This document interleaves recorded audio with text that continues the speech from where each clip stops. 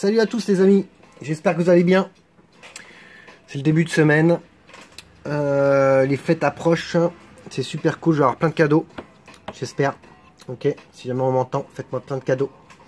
Bon, aujourd'hui on se retrouve pour parler, vous me l'avez demandé, j'ai reçu pas mal de messages parce qu'on voulait mon avis là-dessus. J'avais commencé la revue il y a quelques temps et du coup j'avais d'autres choses à faire, donc voilà.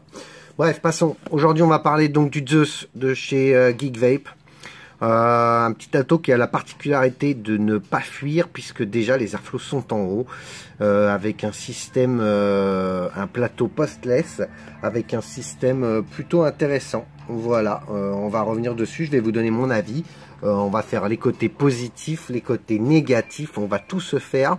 Voilà, et on va parler aussi bien sûr, bien évidemment encore d'un petit liquide. Ok, les petits Cloud of Lolo.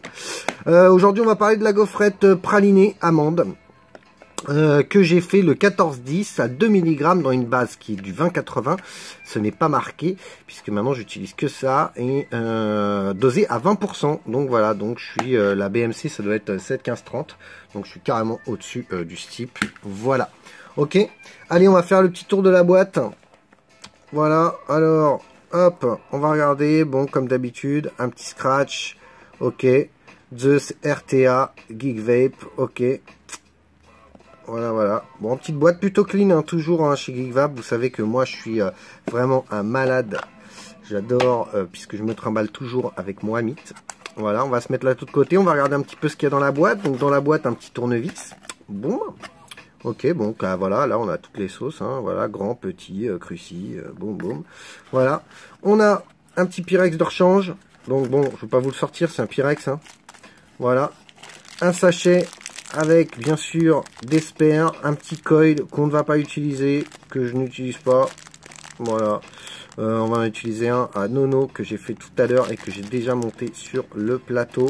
On a un réducteur ici, c'est pour qui est très intéressant parce que on va l'ouvrir, ça j'aime bien, ça j'aime bien, je trouve ça sympa ça.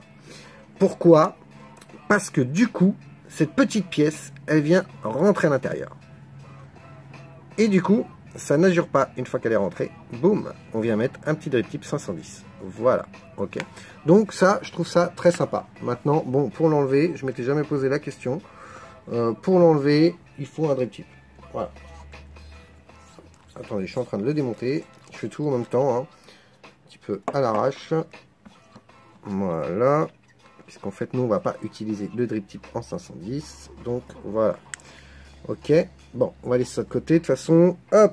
Donc voilà, bon, sachet de spare classique chez Geek Vape, vous avez vu, on en a du transparent, du bleu, du orange, du noir, c'est comme d'habitude. Voilà, c'est toujours pareil. D'ailleurs, des coils, il y en a même deux, des coils. Ouais, je ne savais même pas, puisqu'en fait, la dernière fois, j'en avais essayé un, puisque j'en ai un gris aussi. Et bon, ouais, j'étais pas fan de ce genre de coil, donc bon, voilà. Ensuite, on a un petit drip tip 810 comme ça, en Delrin. Voilà, bon, ça fait le job, il est très évasé comparé par exemple à celui-ci qui serait un petit peu plus plat et soit un petit peu différent, bon voilà. Et celui-ci a la particularité de rentrer en fait directement, il vient, non, si tu prends le bon, ça va aller, vous voyez, il vient, en fait les encoches sont à l'intérieur, tac, voilà. Et en fait il vient épouser carrément le top cap, donc voilà, plutôt sympa, je trouve ça plutôt sympa. On a un petit drip tip là ici, encore. Si j'arrive à vous le sortir, vous aurez de la chance. Alors, est-ce que je vais vous trouver une petite pince peut-être? Non. Voilà, allez, une petite pince pour sortir ça. On va pousser le vis, hein, je vais quand même tout vous montrer. Voilà, un petit drip tip 510 avec deux O-rings dessus. Voilà, une belle embouchure, hein, vraiment à la... On est voilà, sur les Amit 25, il y en a un comme ça là. Donc voilà. Plutôt sympa. Ok, en dessous, on a bien sûr la petite notice. Hein, bon, allez, je vais vous la montrer, même si on a fait la revue 150 fois. Il y a déjà 15 revues là-dessus, mais je vais vous la montrer. Là, on a une petite pochette et dedans, on a... Qu'est-ce qu'on a là-dedans? Vous voyez, je l'ai même pas ouvert ça. On a la couleur, la petite carte, warning, machin... Ok, et bien sûr la petite carte de garantie. Bon voilà, ça c'est fait aussi. Allez, Voilà, la petite notice explicative, là. Hop. Est-ce qu'on a du français? C'est ça qui nous intéresse. Oh, je pense qu'on va l'avoir en français. Voilà, c'est en français. Ok. Je vous la laisse un petit peu, que vous puissiez voir. Voilà. Voilà, le remplissage, enfin la totale. Ok, tout ça, on va y venir, puisque de toute façon, je vais vous le montrer. Voilà, pour la boîte, ça, c'est fait. Hop, on se prend pas la tête, on enchaîne direct. Donc, voilà la bête. Je vais la revisser. Voilà la bestiole. Le Zeus. Bon, franchement, c'est un atout qui a un peu de la gueule. Hein. Franchement, c'est super. Il a vraiment de la gueule. Alors, on a un petit pin là, 510. Voilà. Plutôt en dessous, on a le CE. Hop, évidemment, ça y est, la mise au point va me lâcher. Voilà, bon, bah voilà, par GeekVap, le numéro de série, enfin, tatati, tatata. Ok, alors pour les dimensions, il fait 45,5 mm de haut. Ok, et 25 mm de diamètre, les amis. Voilà, on a une contenance de 4 ml là-dedans. Ok, le plateau post-lest, et c'est bien sûr du single. Voilà. Donc on va se démonter ça, on va déjà faire le tour. Alors, je vais le revisser à fond. En fait, là je vais le mettre comme ça. Là il y a des petites encoches, en haut aussi. En fait il suffit de mettre les encoches et en fait pour l'ouvrir on fait un quart de tour pour le fermer. Ok, donc ça déjà c'est le petit plus. Je trouve que c'est plutôt intelligent. Je suis en train de le revisser en fait, hein, en même temps que je vous parle. Voilà. Donc un quart de tour, donc je trouve ça vraiment sympa. On a un super joint là, franchement qui fait vraiment le boulot. Ok, allez, on va se démonter la bête, histoire que on puisse voir tout ça tous ensemble. Le plateau, hop, le joint, boum. Donc voilà comment ça se passe. Il y a des petites encoches, tout simplement parce que je vais vous enlever tout ça parce qu'en fait je vais démonter complètement. Voilà, les petites encoches en fait elles viendront se mettre à l'intérieur. En fait on sera obligé vraiment de mettre ces encoches en fait du plateau à l'intérieur ici pour pouvoir tourner le tout et le fermer. Ok, tout ça vous allez comprendre juste après. Ok, voilà, Nono il va remettre ça ici. Ok, boum, parce que ça à la base, voilà, hop, on va revisser tout ça. Donc, hop, voilà, on va le dévisser par en bas. Désolé, je suis pas tout le temps devant la cam. Hein. Voilà. En fait, à la base, c'est comme ça que vous allez la voir quand vous allez le démonter. Voilà, hop, évidemment.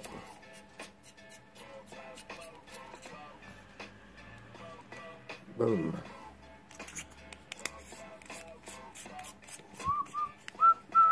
Voilà les amis. Donc le plateau.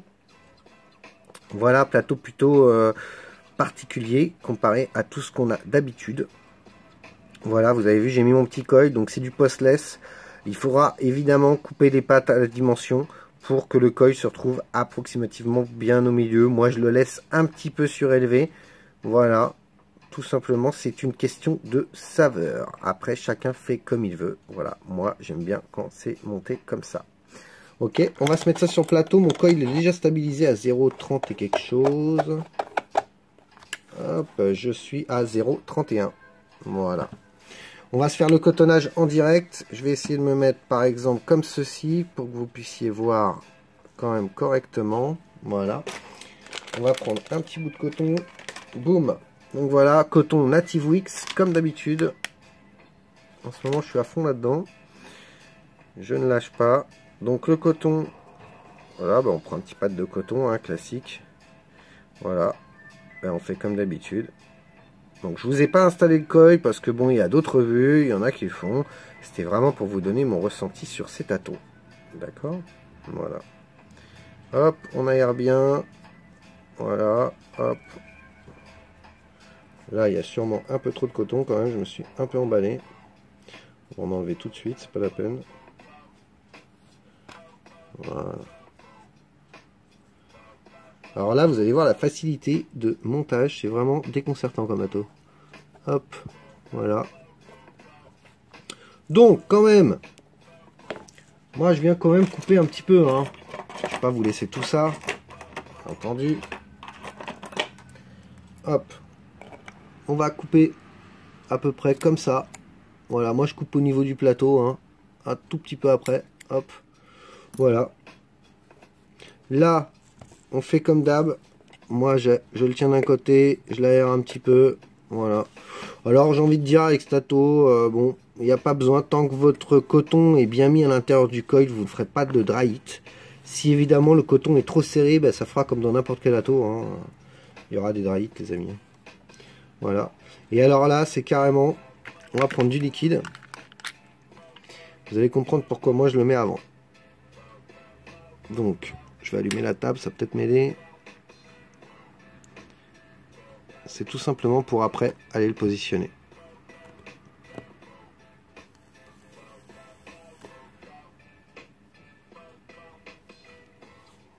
Hop là. Allez, c'est pas une goutte. Hein. Donc, on vient mettre le coton dans les petites encoches ici. Est-ce que vous voyez la petite encoche?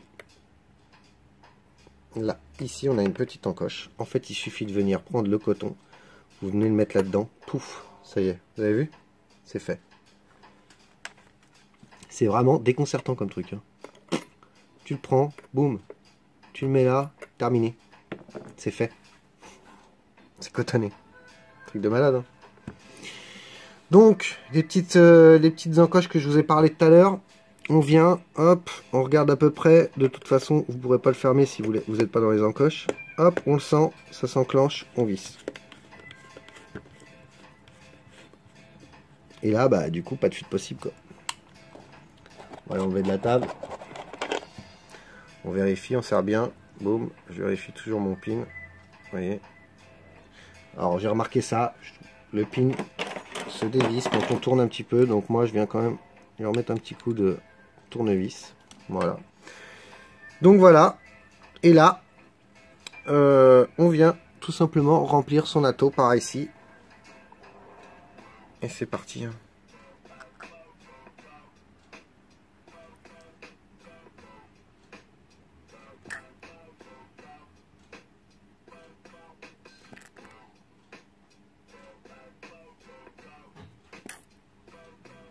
Donc 4 ml. Ça en fait quand même pas mal. Voilà, bon, on va pas le remplir jusqu'à ras-bord. Hein. Voilà. Et là, on remet le top cap. C'est pareil, vous cherchez, vous allez trouver. Hop, on tourne. Tac. Et c'est terminé. Voilà. Donc ce qu'on va faire, une fois qu'on a fait le quart de tour, là il y a la bague d'airflow. On va tout simplement, je vais mettre ça sur une box. Et puis on va se retrouver sur ma tronche. Pour voir un petit peu comment ça va. Et puis vous donner mon ressenti. Ok? Voilà les amis, à tout de suite. Boum! Bon voilà les amis. Alors, vous savez, je me gratte un peu le nez. Donc voilà, je l'ai mis sur la petite RX200 là. Ça fait un joli bébé quand même. Hein. Voilà, bon, il a plutôt de la gueule. Ça, on peut pas lui reprocher qu'il a pas de la gueule. Le drip tip en haut là, celui qui est d'origine posé dessus, je le trouve un peu gros quand même en bouche. Maintenant, bon, voilà. Ça fait pas de lui un mauvais ato à cause de ça. Par contre, effectivement, l'avantage, c'est là, pas de fuite, quoi. Ça, c'est vraiment un très très gros avantage. Donc ça, c'est vraiment cool. C'est le plus vraiment de cet ato. En général, quand on commence à faire du reconstructible, on a toujours un problème de cotonnage. Et du coup, il y a souvent des fuites. Là, en l'occurrence, au pire, on a mal cotonné. Et du coup, on fait des dry hits. Donc là, c'est le seul problème qu'il pourrait y avoir. Par contre, au niveau fuite, on n'aura jamais de fuite, quoi. Ça, c'est très pratique. J'ai fait l'essai. Hein. J'ai mis la tronche à l'envers. Je l'ai laissé pendant tout le week-end couché. Ça bouge pas. D'accord? Donc là, ma résistance, je suis à 0,32. Je me suis mis à 34 watts. Ok. On va voir un petit peu ce que ça donne avec les airflow ouverts pleine balle. Ok.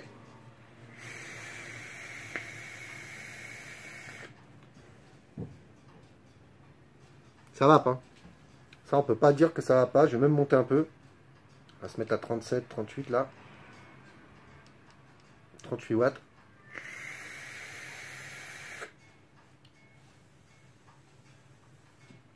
Ça marche bien. Là-dessus, pas de souci quoi. Maintenant, petit, ça c'est juste mon avis. Après, moi je suis vraiment un adepte du Hamit. Je trouve qu'on perd un petit peu de saveur avec cet atto. Voilà. C'est pas énorme, mais on n'arrive pas quand même au stade du Hamit pour l'instant. Donc, on a quand même des saveurs, elles sont bonnes, mais elles sont un petit peu en dessous quand même. Voilà, faut l'admettre. Alors, ce que je fais pour avoir plus de saveur, je ferme un petit peu mes airflows là. De moitié. Déjà parce que je le trouve hyper aérien. Donc je le ferme de moitié. Et là, du coup, je récupère quand même un peu plus de saveur.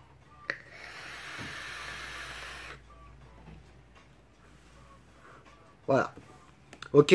Donc ça, c'était mon avis. Franchement, si vous voulez pas vous faire chier, que vous voulez un atto facile à utiliser, qui fuit pas, même dans la poche et tout, franchement, là, vous pouvez y aller. Le Zeus, voilà, ça vaut pas cher. Ça vaut dans les 30 balles.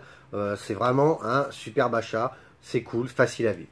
Ok. Donc voilà. Pour le Zeus, paf, c'est fait. Ok. Maintenant, on va se pencher là-dessus. Sur la gaufrette, encore, de Monsieur Lolo. La gaufrette pralinée amande. Alors, on va y revenir. Je vous donne la description déjà. Cette gaufrette fourrée d'une somptueuse praline, rehaussée d'éclats d'amande et adoucie par une crème vanille, vous rappellera sans doute de beaux souvenirs. Voilà. Alors, je vais regarder la BMC, parce que là, du coup, il faut que je descende. Voilà, BMC, j'avais raison. 7, 15, 30, base 50, 50, on met 15%. 20, 80, 20%. Full VG, paf 25%, ok. Ça c'est fait, c'est réglé. Moi, j'ai fait 20% dans une base 20-80, ok. On va tirer nous 2 barres.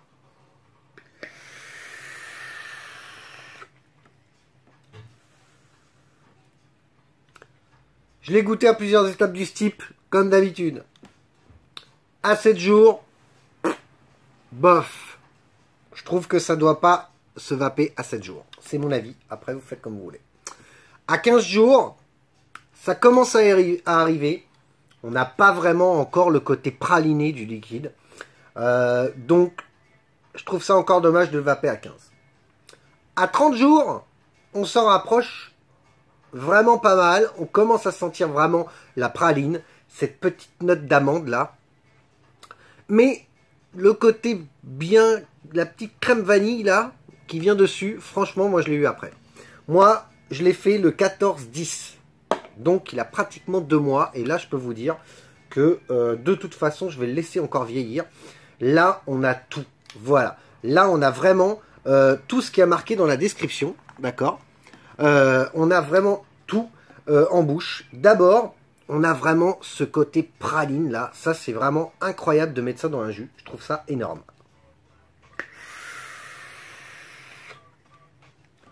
On a cette praline en bouche.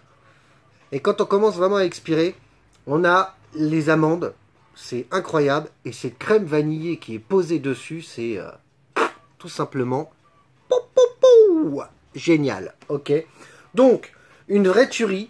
Franchement, si vous l'avez pris ou si vous le prenez, soyez patient. Il faut être patient. Vraiment. C'est un liquide qui a vraiment besoin d'un bon steep. Maintenant... Je sais que Lolo, quand il fait une BMC, quand il annonce à partir de quand vraiment il sera meilleur, là c'est annoncé 30 jours. Là, pour lui, 30 jours, c'est bien. C'est vraiment, je sais qu'il ne va pas me contredire là-dessus, c'est vraiment un minimum. Maintenant, il est clair et net que si vous êtes encore plus patient et que vous attendez 2 mois, le jus il a encore changé. Et là, vraiment, il devient excellent, quoi. Excellent. J'en perds mes mots, quoi. J'en perds mes mots.